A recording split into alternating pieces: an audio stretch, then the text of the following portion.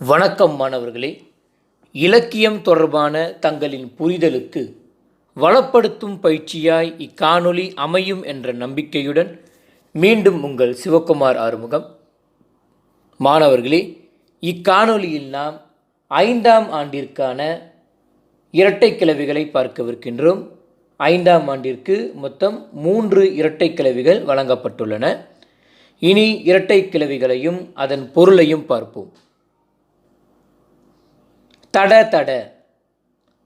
தட தட என்பதன் பொருள் வன்மையான ஒளியுடன் கூடிய செயல்.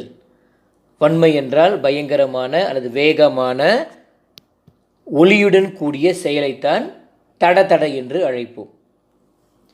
அடுத்து மடமட. மடமட என்பது விரைந்து சரிதல். கட்டடங்களோ அல்லது அடுக்கி வைத்த புத்தகங்களோ சரியும் பொழுது மடமட என்று சொல்லலாம். அடுத்து பளீர் பளீர். பளீர் பளீர் என்பது சாட்டையால் அடிக்கும்போது ஏற்படும் ஒலி. சாட்டை அல்லது ஏதாவது ஒரு பொருளை கையில் வைத்து அடிக்கும் பொழுது ஏற்படும் ஒலி. இப்பொழுது இவற்றை வாக்கியங்களோடு பார்க்கும் பொழுது உங்களுக்கு இன்னும் ஆழ விளங்கும். வீட்டின் கதவை யாரோ தட தடவென தட்டும் ஓசை கேட்டதும் அப்பா திடுக்கிட்டு எழுந்தார். வீட்டின் கதவை யாரோ தட தடன் தட்டுறாங்க, அது வன்மையான ஒலி. அதனால் அப்பா திடுக்கிட்டு எழுந்தார். எனவே தடதட என்றால் வன்மையான ஒளியுடன் கூடிய செயல்.